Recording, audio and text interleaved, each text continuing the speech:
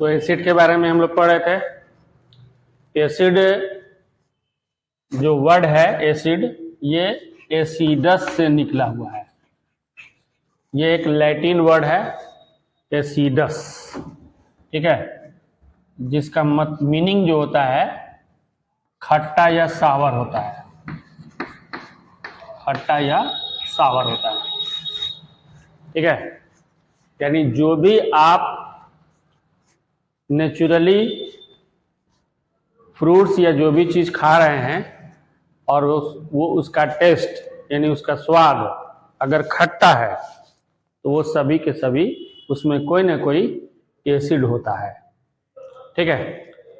और एसिड की ये तो एक जनरल आपको टेस्ट के बेस पर है। दूसरा एक्सपेरिमेंटल बेस जो होता है, एक इंडिकेटर होता है। इंडिकेटर उसको बोलते हैं कि जो अपने कलर में चेंजिंग करके किसी एक्वस सॉल्यूशन को बताता है कि ये एसिडिक है यानी अम्लीय है, या बेसिक है या क्षारीय है, या न्यूट्रल है या उदासीन है, ये अपना कलर चेंज करके बताएगा। तो ब्लू लिटमस पेपर जो होता है, ब्लू लिटमस पेपर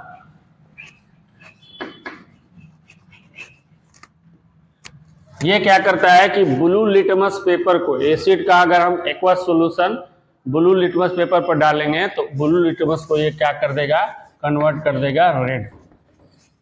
ये एसिड की पहचान है।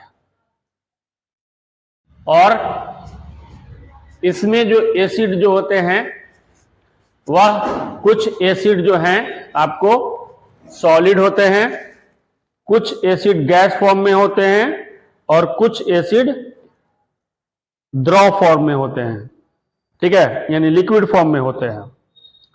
तो सॉलिड में जो एसिड होता है वो जैसे मान लीजिए कि ऑक्जेलिक एसिड, ऑक्जेलिक एसिड ये सॉलिड फॉर्म में होता है। टार्ट्रिक एसिड ये भी सॉलिड फॉर्म में होता है। मैलिक एसिड ये भी सॉलिड फॉर्म में होता है। साइट्रिक एसिड ये भी सॉलिड फॉर्म में होता है। ये सब जो एसिड हैं, ये एसिड ऑक्जेलिक एसिड आपको टमाटर या टोमेटो में पाया जाता है। टार्टिक जो होता है टमाराइन यानी आपको इमली में पाया जाता है। मैलिक जो होता है आपको एप्पल और अंगूर में पाया जाता है। साइट्रिक जो होता है लेमन और लेमन टाइप का जो भी फ्रूट्स है, ऑरेंजेज वगैरह, उसमें ये सब एसिड पाए जाते हैं। ये सॉलिड फॉर्म में होते हैं, ठीक है। लिक्विड फॉर्म में जो एसिड होते हैं, sulphuric acid, nitric acid, acetic acid, ये सब लिक्विड फॉर्म में होते हैं। H2SO4, sulphuric acid, HNO3, nitric acid, CH3, COOH, ये जो होते हैं ये विनेगर है। ये तो बिकता भी है बाजार में, आप देखे होंगे। सल्फ्यूरिक एसिड का यूज होता है आपको बैटरी वगैरह में। तो ये सब एसिड जो है लिक्विड फॉर्म में मिलता है। और एक एसिड जो है HCl, हाइड्रोक्लोरिक एसिड, ये जो है ये पाया जाता है गैस फॉर्म में, जो हमारे स्टमक में प्रोड्यूस होता है गैस्ट्रिक ग्लैंड से, ठीक है। ये जब भी हमारा फूड जाता है तो उसको क्या बनाता है, एसिडिक बनाता है, अम्लीय बनाता है, ताकि आसानी से फूड का क्या होता है, डाइजेशन हो जाए। ये एसिड के ये है। इसके सब आपको मैंने बता दिया कि ये जो है सॉलिड फॉर्म में मिल रहा है, ये लिक्विड फॉर्म में है। ऑक्जेलिक एसिड जो टोमेटो में पाया जाता है, टार्टरिक एसिड जो टमाराइन यानी इमली में पाया जाता है, मैलिक एसिड जो हरे अंगूर या सेब में पाया जाता है, साइट्रिक एसिड जो आपको लेमन और ऑरेंज फ्रूट में पाया जाता है। और ये जो है एसिड इंडस्ट्रियल एसिड इसको भी बोला जाता है। H2SO4 ये लिक्विड फॉर्म में, ये भी लिक्विड फॉर्म में, ये भी लिक्विड फॉर्म में। और ये जो है HCl, हाइड्रोक्लोरिक एसिड, जो हमारे स्टमक में प्रोड्यूस होता है in the form of gas. ये हो गया लिक्विड यानी द्रव, ठीक है। ये हो गया गैस, ठीक है। और ये हो गया आपका क्या, सॉलिड यानी ठोस।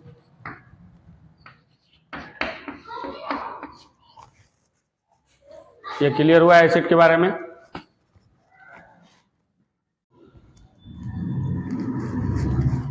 अब हम लोग पढ़ेंगे टाइप्स ऑफ एसिड्स।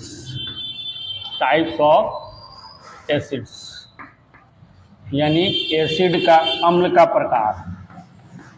अम्ल का प्रकार।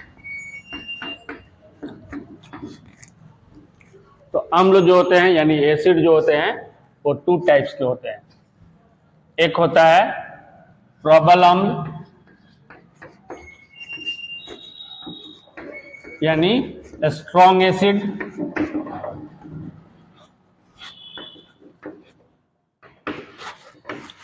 और एक होता है दुर्बल अम्ल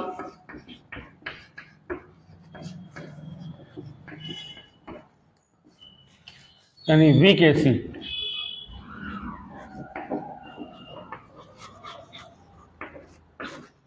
ठीक है, अब इनकी पहचान क्या है कि जैसे देखिए एसिड का ये जनरल डिफिनीशन था कि एसिड जो है टेस्ट में सावर या खट्टे होते हैं, लेकिन एक्चुअल जो डिफिनेशन है अर्हेनियम द्वारा कि एसिड यानी अम्ल उसे कहते हैं जो जल में घुलकर H+ यानी जल में डिसॉल्व हो जाएगा और H+ आयन देता है, उसी को हम लोग एसिड कहते हैं।